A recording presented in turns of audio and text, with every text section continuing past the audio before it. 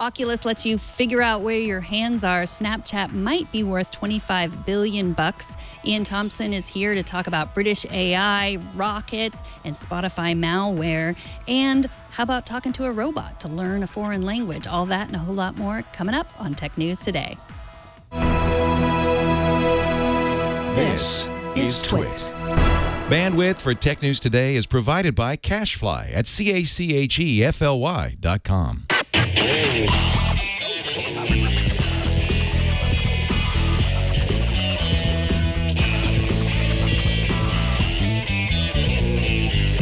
This is Tech News Today, episode 1614, recorded Thursday, October 6th, 2016. This episode of Tech News Today is brought to you by Blue Apron. Blue Apron will send you fresh, high-quality ingredients to cook delicious meals with simple step-by-step instructions right to your door. See what's on the menu this week and get your first 3 meals free with free shipping by going to blueapron.com/twit. That's blueapron.com/twit. And by Zerto, virtual replication and disaster recovery technology that gives you the confidence to keep your business moving forward no matter what comes your way. Zerto empowers you to protect and recover your IT assets, move to the cloud, and know that you are ready for anything. Get a free readiness assessment for your data center at confidencecio.com. And by Rocket Mortgage by Quicken Loans. Rocket Mortgage brings the mortgage process into the 21st century with a fast, easy, and completely online process. Check out Rocket Mortgage today at quickenloans.com/TNT. Hello and welcome to Tech News Today. This is a show where we talk about some of the biggest tech news stories with people who are passionate about technology. I am Megan Morrone. Jason Howell is at the Oculus Connect conference, but joining me today is Iain Thomson. Welcome, Iain. Thanks very much, Megan. Always a pleasure to be here.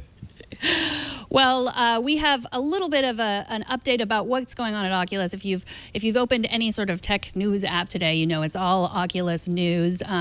And Jason's doing a special, so you can catch up on all the details and all the games that he played. So it's a lot of news. The obvious lack of noted internet troll Palmer Luckey, but Mark Zuckerberg was here, and we're going to talk to Jason about one of his games that he played today.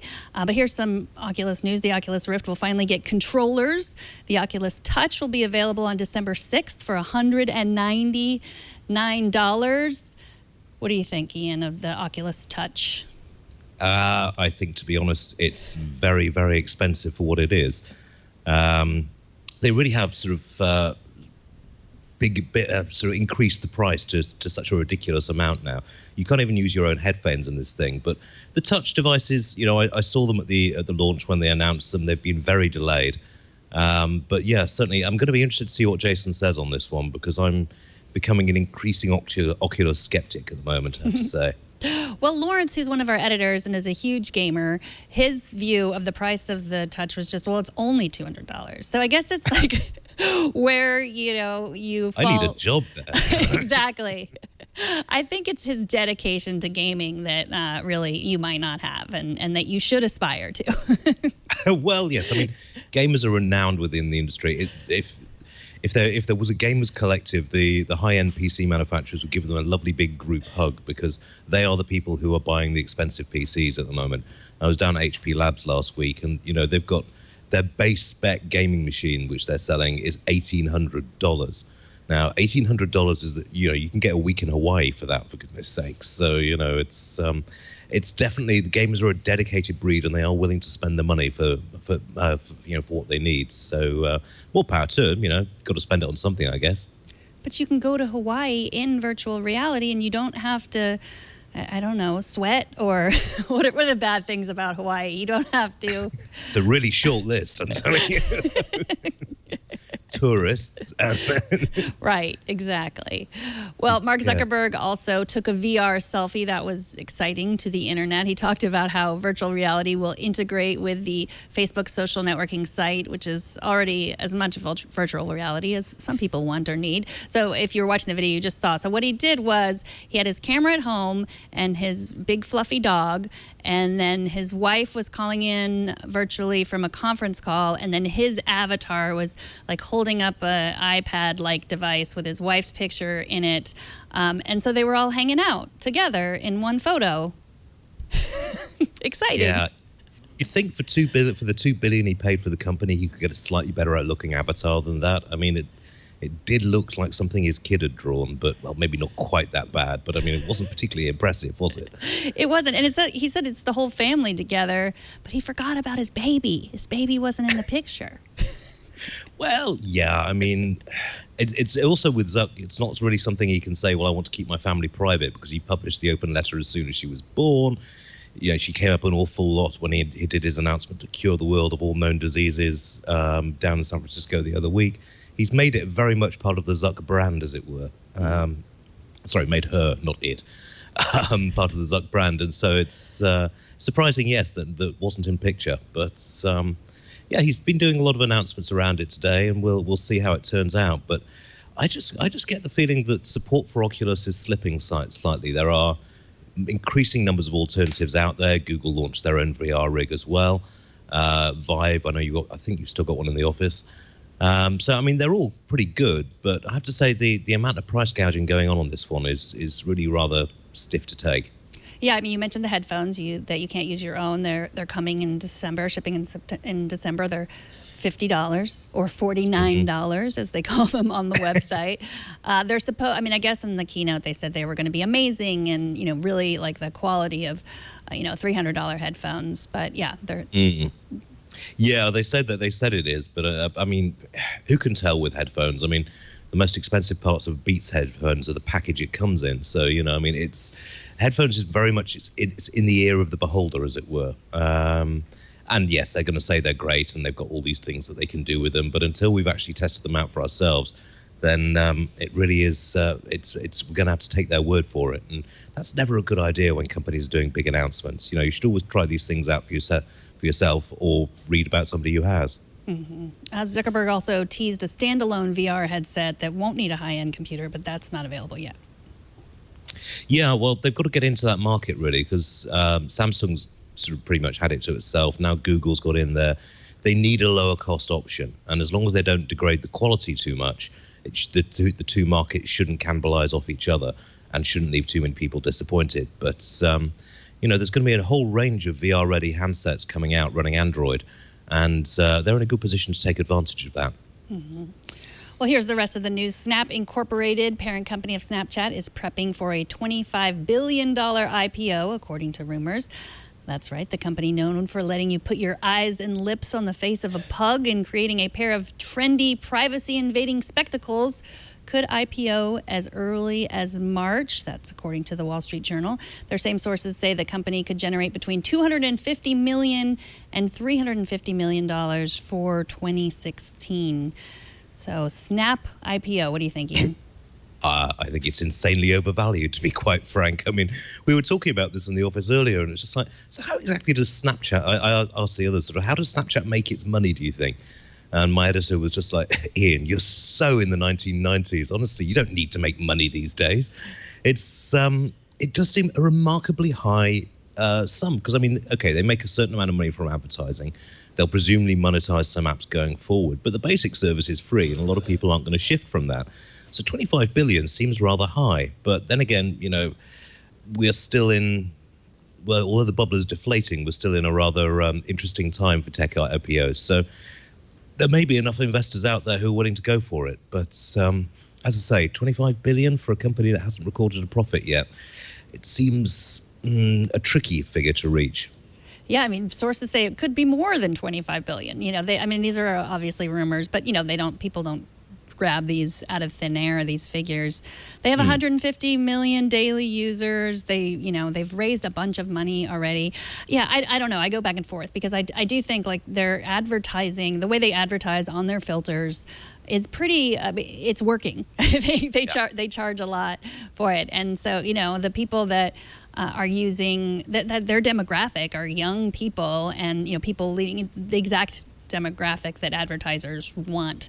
So yeah, I hope that they're not, I hope we've learned something since pets.com and, whatever.com that delivers food to your house in 5 minutes and then went out of business. I hope we have learned something. Oh, yes. And I would say I'm famously bad at making financial predictions. I once advised a friend not to bother investing in Google's IPO because another better search engine will be along in a minute. still hates me for that one, but it's just one of those things.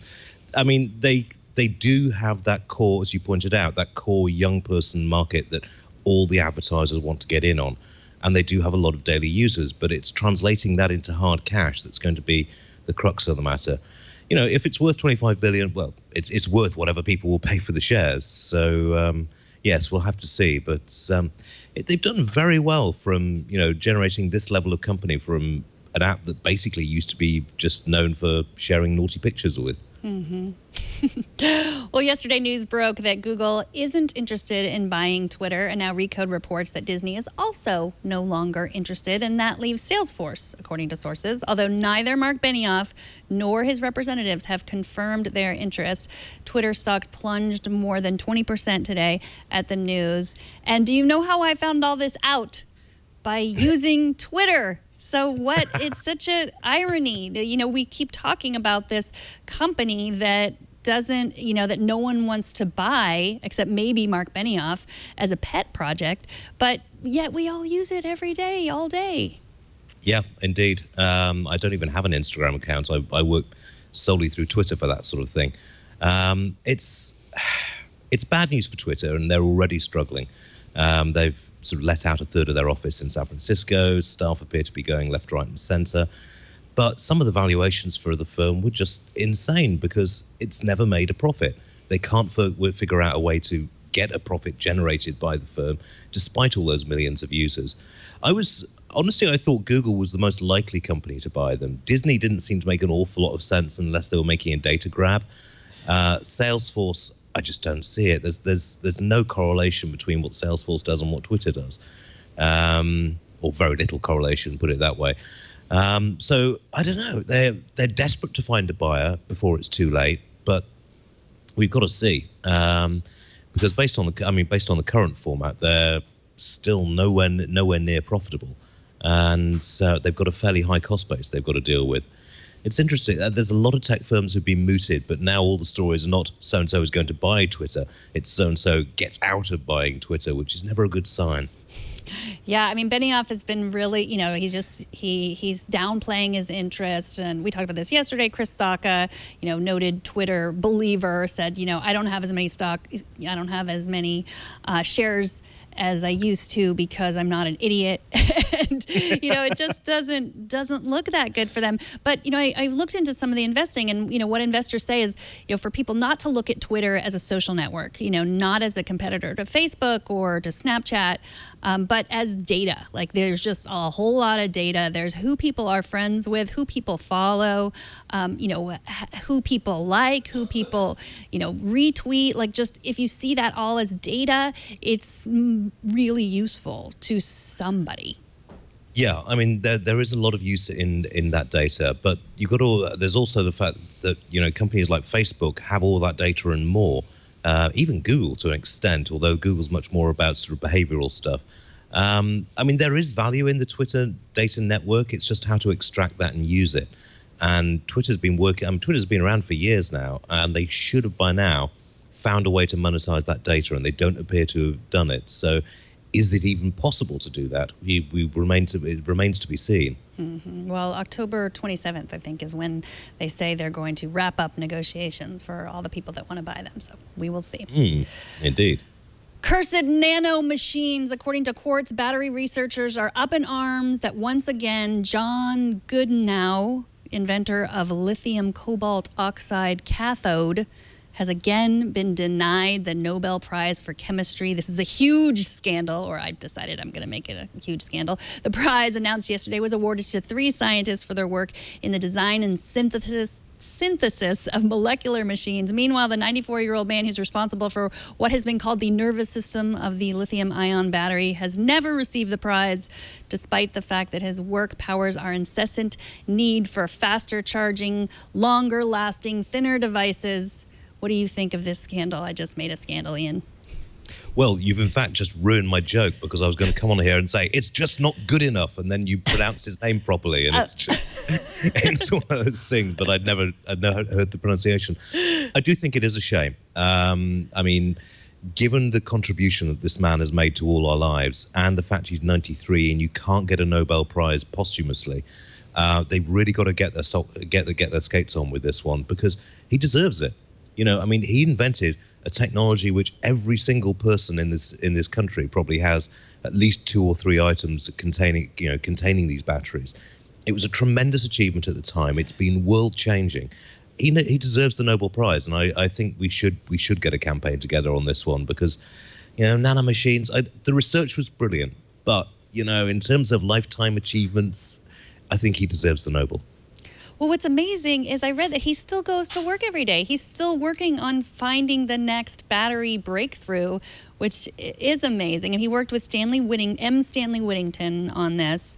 And he was a fan favorite. That's also what I love. Just like, on the web, they did just who do you think is going to win? And he, got a lot of the votes from other scientists. So, yeah, we should start a campaign, Ian, for... Yeah. Did I pronounce it wrong or did I pronounce it right? It's spelled good enough, but is it good and how? I honestly don't know, to be honest. I was kind of hoping that you were going to take the lead on that one. But yeah, I mean, it's... I do like the idea that he still goes to work, and it's surprisingly common. A lot of academics work sort of well beyond retirement age, but he's obviously driven and in love with what he does, and we do need the next battery breakthrough, because the biggest thing holding back technology now isn't processor speed or the software, it's power. And until you can get a reliable power source like a lithium-ion battery, but which lasts for weeks rather than days, then there's a whole host of hardware which is just stalled for lack of power. So more power to him, I say, and I hope the research goes well. Well, the Next Web says Netflix will soon start streaming their original movies in luxury theaters on the same day you can stream them on Netflix at home. The partnership with theater chain iPic Entertainment is only one of many recent threats Netflix has posed to the traditional entertainment industry. The National Association of Theater Owners are not amused. They have concerns about this. Ian, do you have concerns? I'm slightly bemused, to be honest. I mean, it seems almost a retrograde step in some regards. The whole point of Netflix was you didn't have to queue up for ages to get into a cinema, sit on a slightly sticky seat, eat overpriced food and drink overpriced beverages, when you could just do it in the comfort of your own home. Now, I understand they've got unique content and that sort of thing. So, I mean, it's going to be interesting. I can't imagine the cinema chains having much truck with it, but at the same time, they're increasingly, in a tight squeeze at the moment, thanks in large part to people like Netflix. Well, iPic, I guess, is a fancy, high-end theater chain, like one with comfortable chairs, and maybe they serve champagne or something.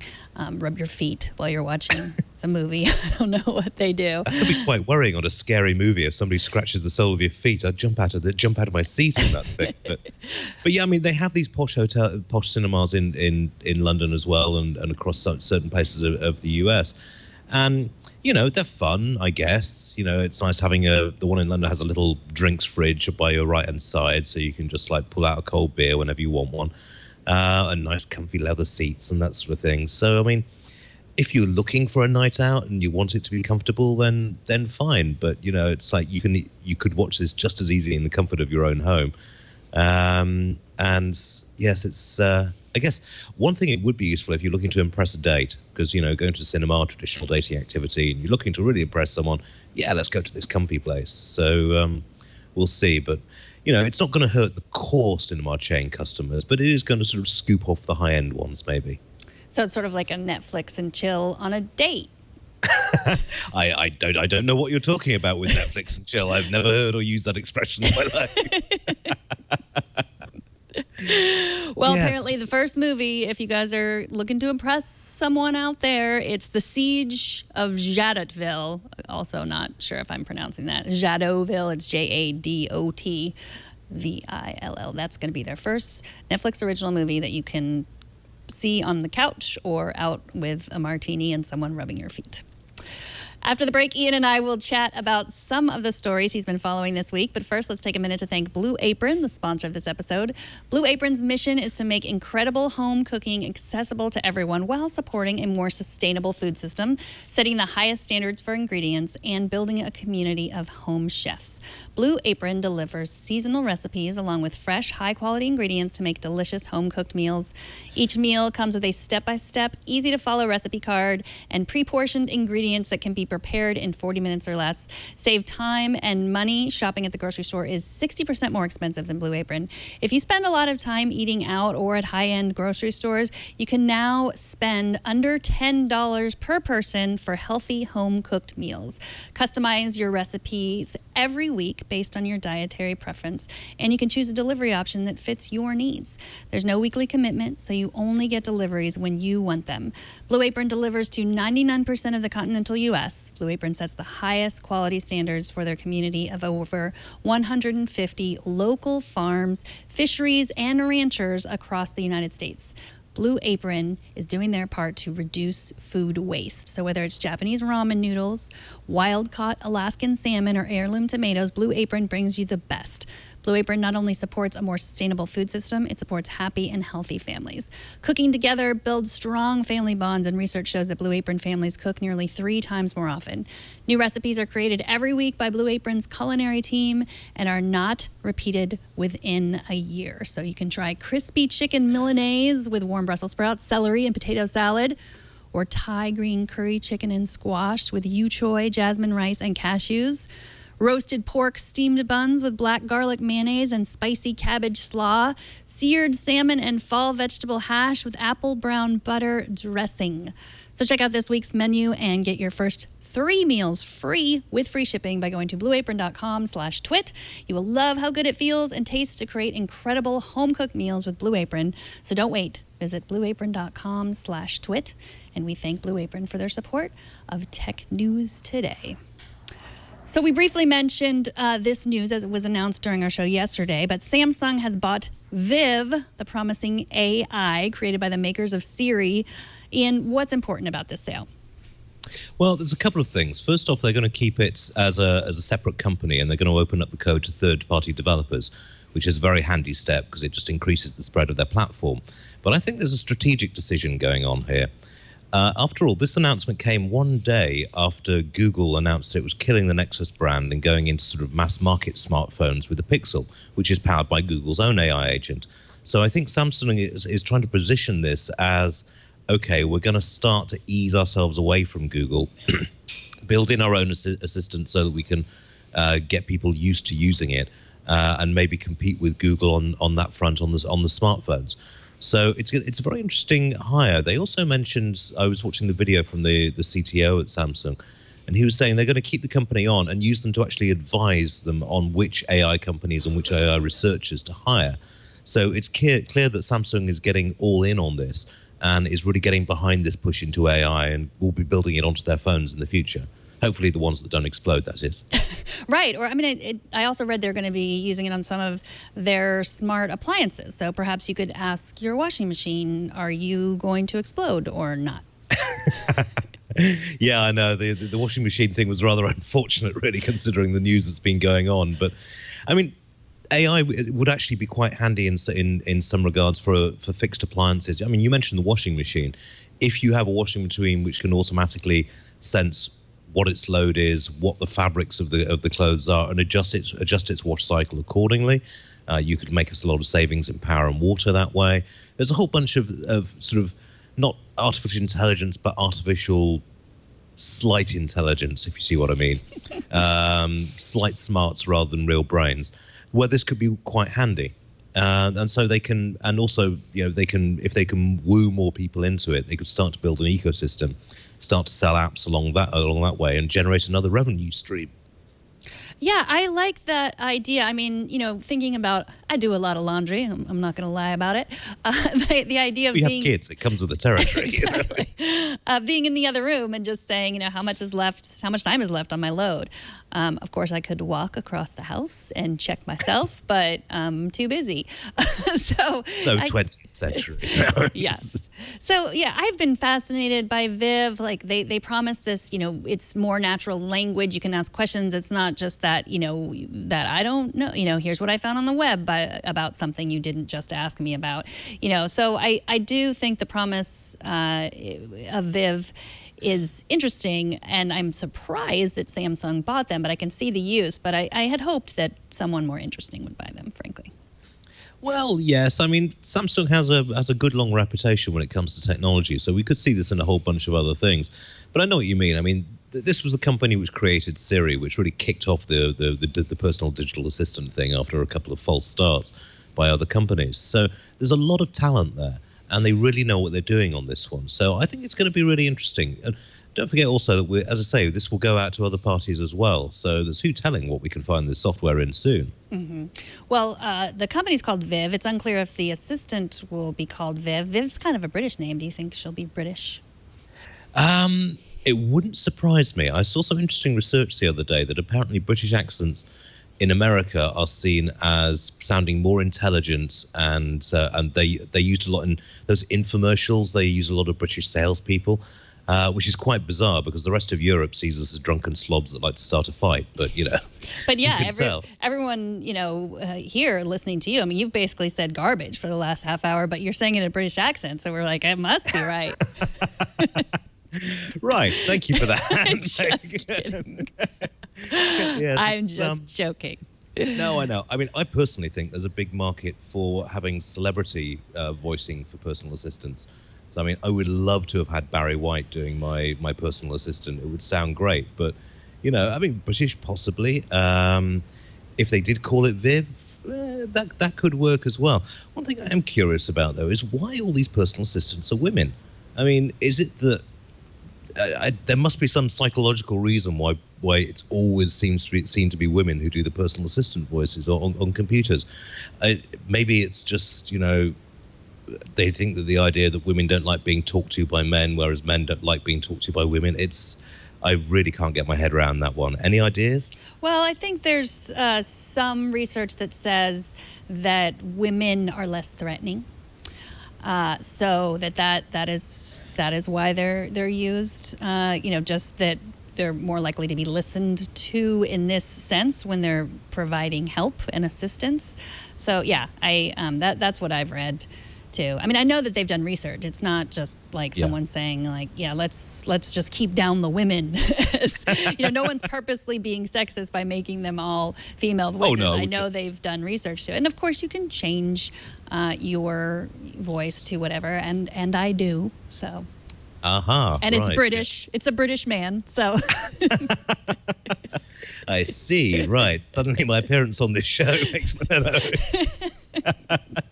No, I mean, voices are terribly important in these sort of things, and they're only going to get more important. It's going to be, voice is now seen as the natural way forward for human-computer interfaces. And as we get better and better at it, then, it's going to become more and more important that we get the right pick. And I'm very sorry for that sound, but the Blue Angels are flying overhead. It's Fleet Week in San Francisco at the moment. But it's the sound of freedom, boys. So, But yeah, voice is going to be important, and Samsung, I think, has made a very smart buy on this one. Well, speaking of the sound of freedom, Blue Origin, the pet project of Amazon CEO Jeff Bezos, conducted a successful in-flight capsule escape test. Now, your headline, Ian: Amazon Supremo Bezos Blue Origin blows its top over the Texas desert. Now, that made it sound like it failed, but it did not fail. Tell us what happened.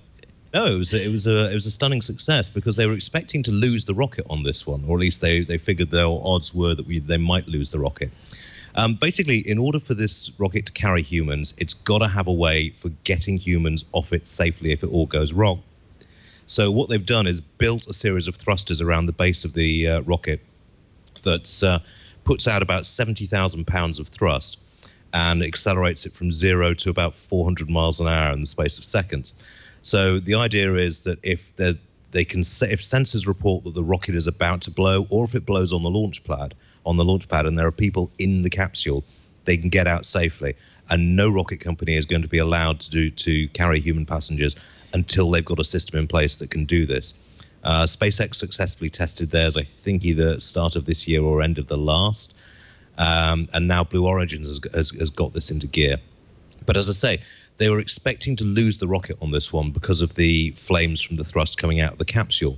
But in fact, the rocket was pretty much unscathed. They, in fact, had to throttle it back so it didn't go too high because it had just been freed of 8,000 pounds of weight. And then it came in for a perfect landing, which will sadly be its last because it's now off to a museum. So B Tree in our chat room is asking, does that rocket look peculiar to you? Why is it shaped? It is shaped a little bit peculiar, I would say.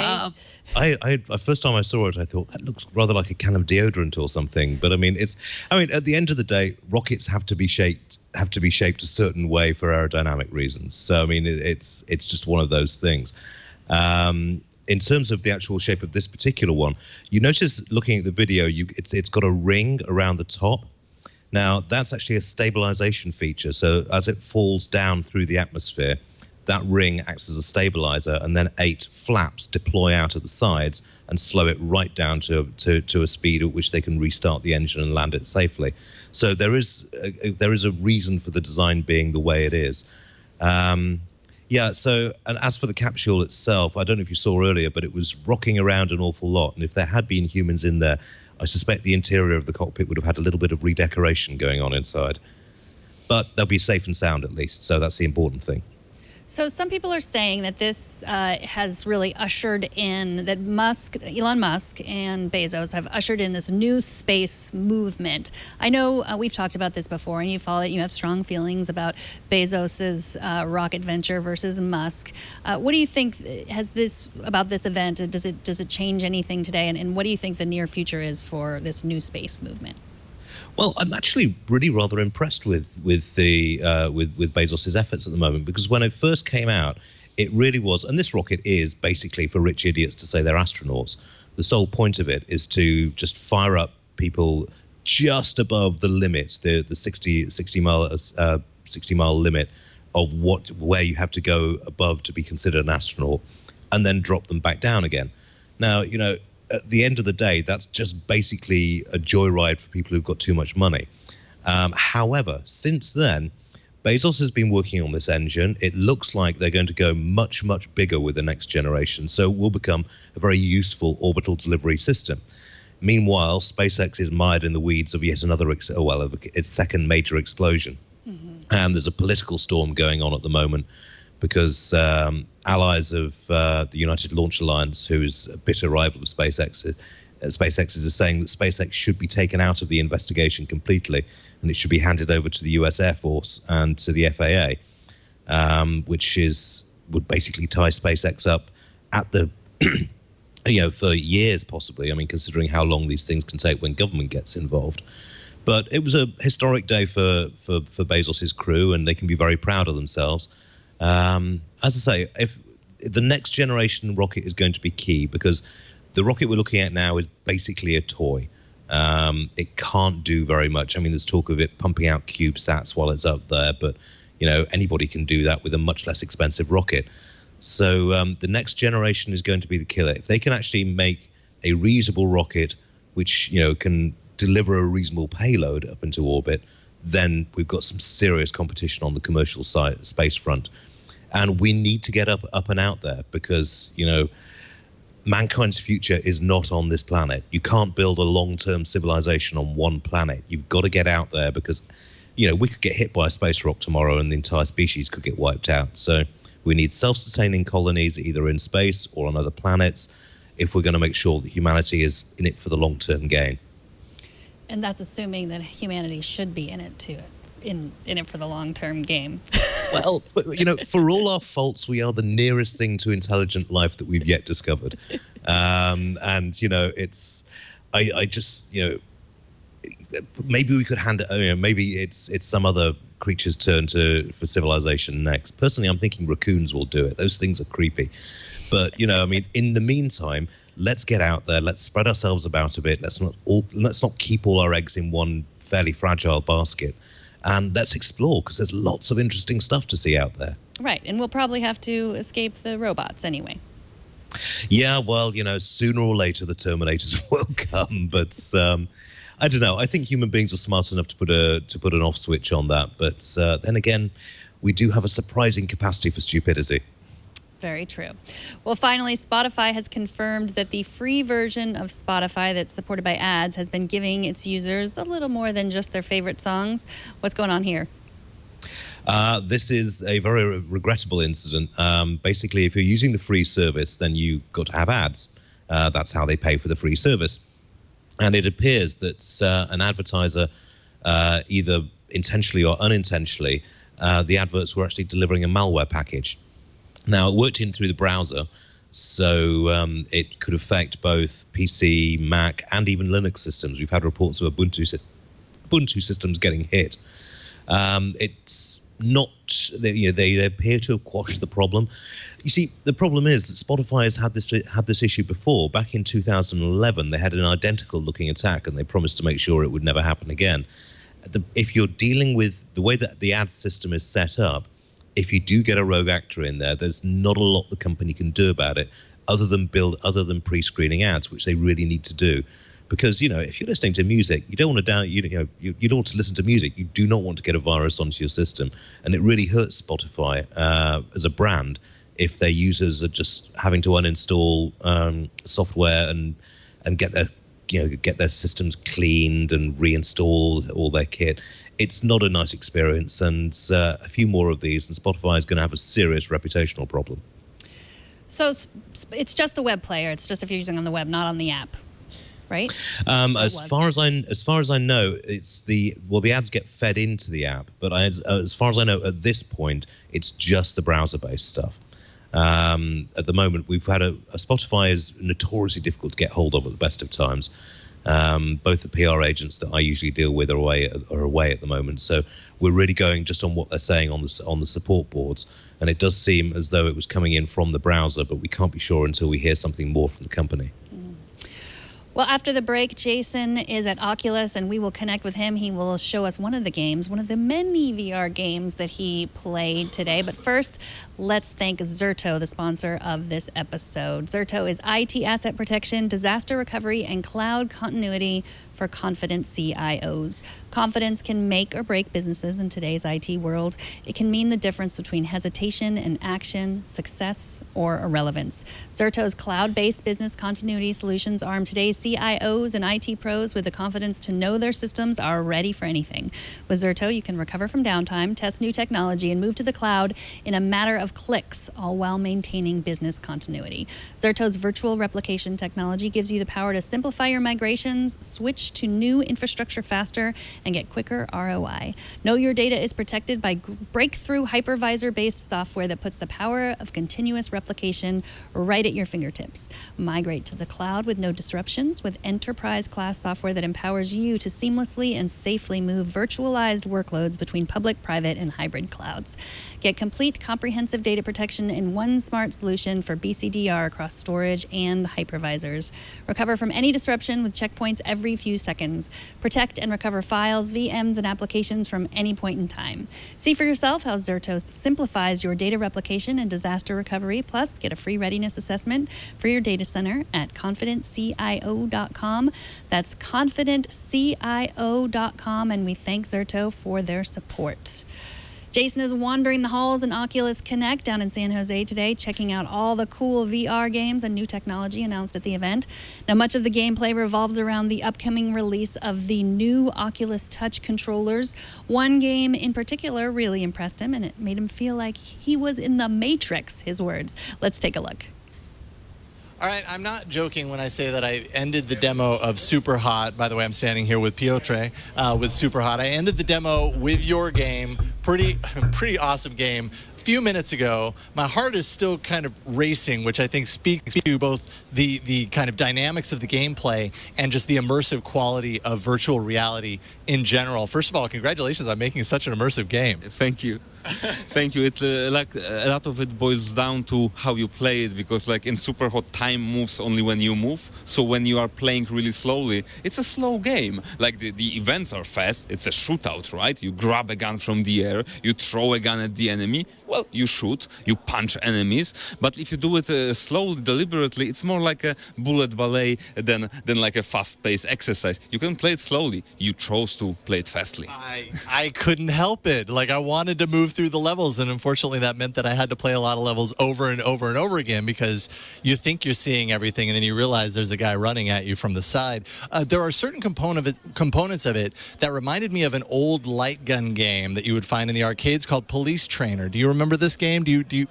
Has anyone ever reminded you of that one? No. We come from Poland. Like arcades are not a big thing in Poland. Yeah. Our bigger inspirations were like the classic first-person shooter games, like first-person shooter games like Call of Duty, Quake, Doom, things like that. They were like a big thing on PC, and whenever VR appeared in the world, like people, the first thought was, hey, I would like to play a first-person shooter in VR. How would that feel, right? And it seemed like an obvious and easy conversion to do, but that's actually like a big thing to develop and design a new like this big genre that has to be redesigned, right? So the first-person shooters like from the PC, that was our inspiration. How to redesign it for VR rather than the arcade experiences where you hold a gun in your hand, right? Like we're rather coming from the mouse and keyboard or gamepad experience than from the arcade holding a gun experience. What's interesting to me about Superhot is that you were telling me before, but as I was playing this, that it started on the PC. Let's say it started in a very different kind of environment, and this wasn't too long. I guess it was March of this year, 2016. But when I'm playing the game in VR, it really does feel like the game was born to be in the virtual worlds. How did that come about? Because I mean, I have to imagine, even though it's the same game on both platforms, I mean, it plays very differently. The story is long and fun. But like back in 2013, when we started developing the game, we had a successful game prototype playable in browser, free for all the players. And like around the same time, we were doing a Kickstarter campaign. There was a successful Oculus Kickstarter campaign, and like we got a lot of requests. People really liked all early Oculus DK ones, and like whenever they saw our game, we had this line, "I would love to play it in VR." So we contacted the Oculus. We worked together, and we produced some demos, showcase on the floor. Like when Oculus was just first at the E3 in 2014, we had a demo of Superhot back then, and the development of VR and the desktop version, PC version of Superhot, like it came in many ways simultaneously. Like we mostly focus on the PC version for the most of time, but we always had in mind like doing the VR thing, and the approach to making like a first-person shooter in VR. Wow, that changed a lot during this time, because when we started, like we thought that Superhot will be a seated experience, like you in your chair. I couldn't imagine it like that after playing it. Yeah, exactly. It's like once you try the touch controllers, you try this immersive full body VR, like with hands presence is basically you extrapolate it to like full body presence, right? Once you try it, you think about like the ideas of the past, like you think about like, hey, I will play this first-person shooter on a gamepad, and this will be so cool. And now you think, God, what those people were thinking, right? You start thinking like, did I say that it's going to be so awesome? Because like right now it's quite obvious that like the gamepad experience and the VR helmet is just like a big screen for you. It's not like this is game-changing presence in the game world. And with touch controllers, it is, right? So I'm not sure if I answered that question. But no, I completely follow where you're coming from, and I think the interesting kind of extension of what you're talking about is with the touch controller. Moving in order to keep action moving is a completely different idea, different concept than when moving actually involves actually moving. Like, in order to keep action moving on the screen, your body has to be in motion. You control the speed of those bullets flying by you. Well, yes, right. It is hard to do, right, in front of your eyes, let's say. And so it takes this kind of game experience and moves it into, I don't know, a movement experience where, I mean, I could see it's being active as opposed to being passive, let's say, which could be the case if it was just a hand controller. You mean like active, like in a whole body sense, yes, right? Absolutely. Like I said, my heart was racing while I was playing it, and I could feel myself moving. If I was to play that for a half an hour, I might break a sweat, somewhere along those lines, because it's that intense. Yes, it is an intense experience, and like VR, like as we see it, is as a place for those intense experiences. It may not be a thing that you will play like you play computer games, like on a screen, or console games. It maybe not be a thing you play like that for long hours and hours, but like for those short and maximally intense experiences, VR is a place for that. I love it. I really, now I think I need to get an Oculus just for this game because it was so much fun. Superhot. Piotr, thank you for talking with us. Tell people kind of when they can expect to get this in their own hands. Yeah, so Superhot is coming to the world, right, with the Oculus Touch controllers. At least we will try to deliver it on the day. I hope we will, but you know how it is. It's like it's better to focus on the work and do a proper finished thing than just release half-baked things. So we believe in quality. And it shows in the quality of your game. Piotr, thank you so much for talking with us today. Thank you for having me. You can check out all of that special at Oculus Connect at twit.tv/specials. It'll probably be up maybe later tonight, tomorrow morning. You should subscribe, and then you will know exactly when it comes out. There's a lot of great footage. I watched a little bit. He does some great interviews with people on the floor, so check that out. And TNT's fan of the day is David Grant, who sent us a 360-degree photo of his setup. There we are, all the way in the corner, or maybe in the middle. It's hard to tell with 360-degree light. That's a lot of guitars. So, yeah, thanks you for showing that. And you also, thank you, David's son Eric also watches the show, and we have a picture of Eric with the QR code birthday cake his mom made. David unfortunately says it didn't scan so well. That's pretty awesome birthday cake, though, even if it didn't scan. What do you think, Iain?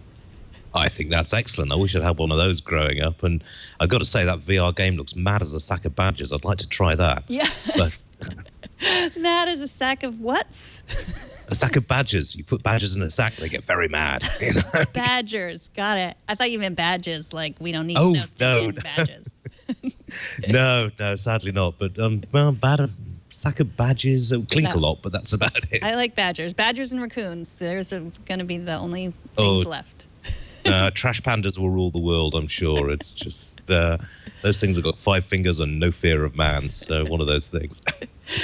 Well, show us how you watch or listen to TNT, record a video or take a picture of yourself or your setup, post it on Instagram, Google+, Twitter, Facebook. You can just email it to me at megan@twit.tv. That's how I found this one.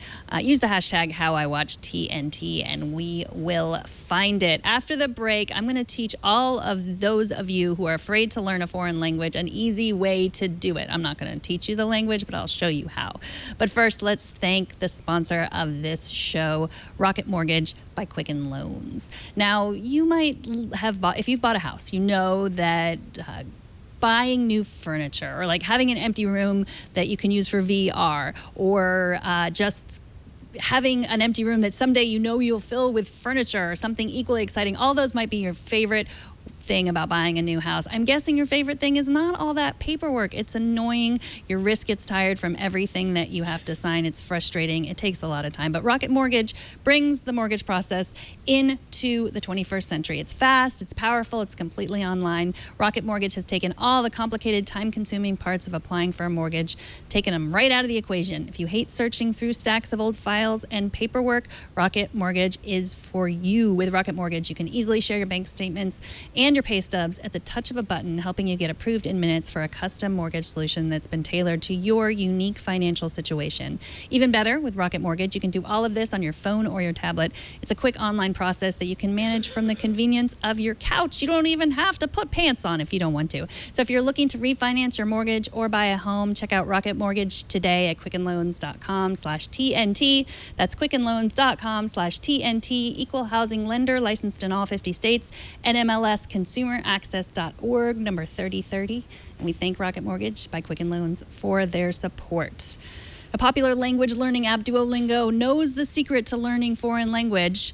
The more afraid you are of looking stupid speaking a foreign language, the less likely you are to learn a foreign language. That was my problem. 4 years of high school French, I know nothing. Duolingo has tried to use technology to pair people up with native speakers to help them learn, but some people are still afraid to talk to other people, even strangers. But you know who people are not afraid to talk to?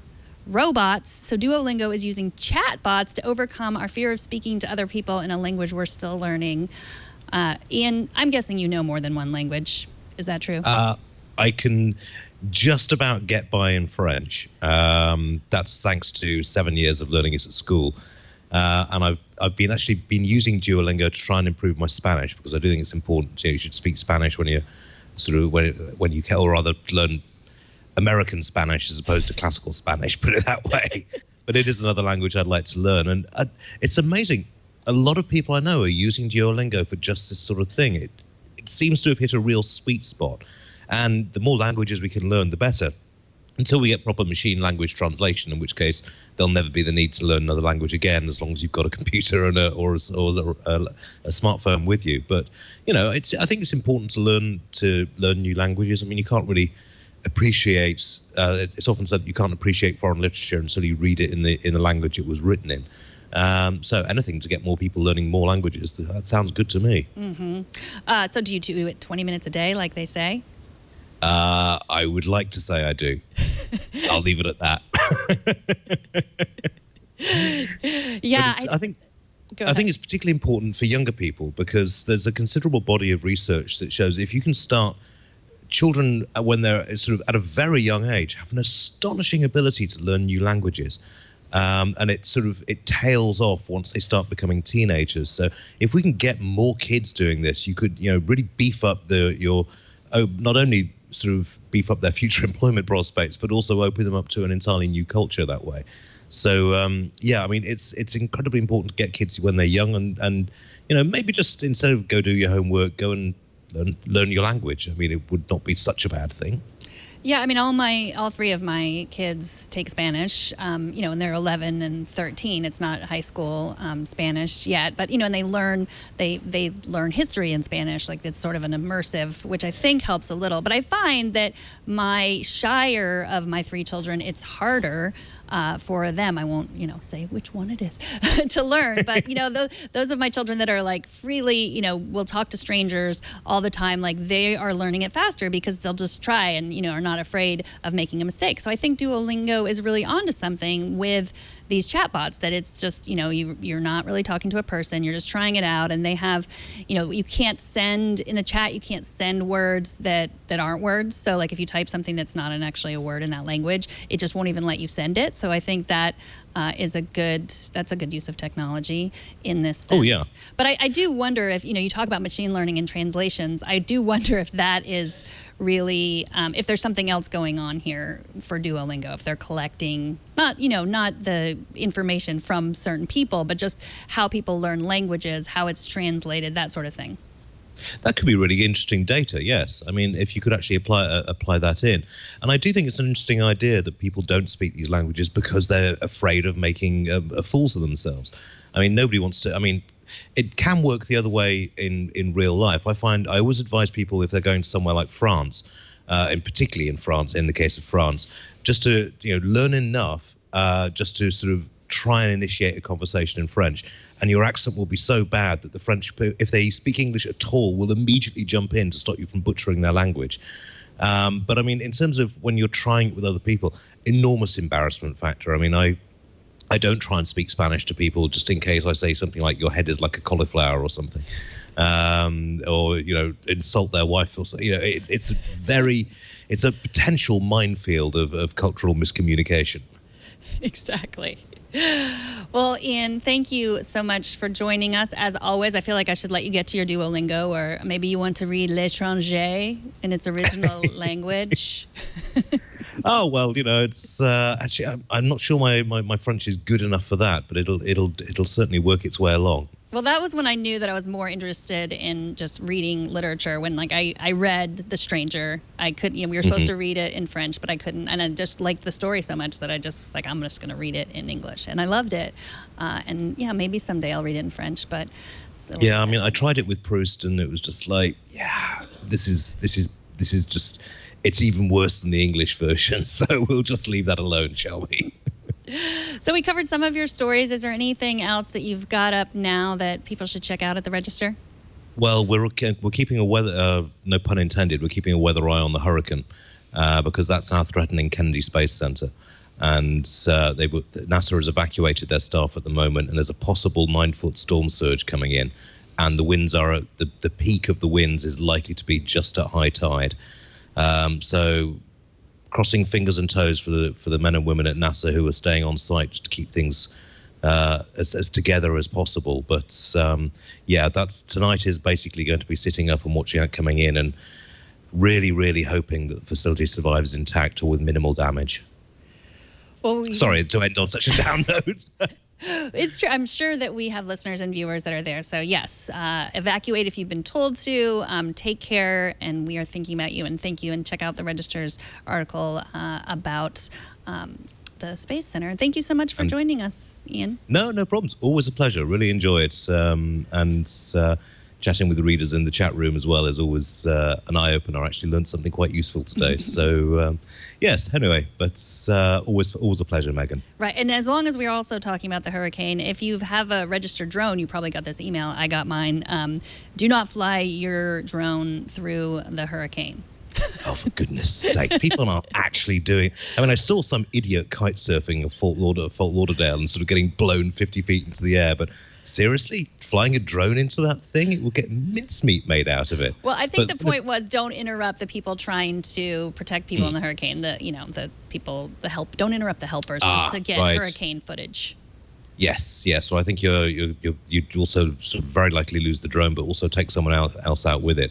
The other thing I would say is charge your smartphones, and if you've got a little sort of power pack that you can charge as well, because power is almost certainly going to go out when it hits. Good point. Thank you so much, Iain. Take care. And you. Look after. TNT records live every Monday through Friday at 4 p.m. Pacific, 7 p.m. Eastern, 11 p.m. UTC at twit.tv/live. You can be part of the show. Just email us at tnt@twit.tv or leave us a short voicemail at 260-TNT-SHOW. You can also hit us up on Twitter. We're at Tech News Today TV. Twit is now part of the Amazon Echo Flash Briefing. Every day you can get updates on the latest tech news and events from Leo, Jason, and myself. To hear Twit's flash briefing, be sure to go to your settings in the Alexa app, search for Twit, and subscribe. It's a great way to start your morning. Find all the ways to subscribe to our show at twit.tv/TNT. And if you want to tweet at me, I'm at Megan Morrone.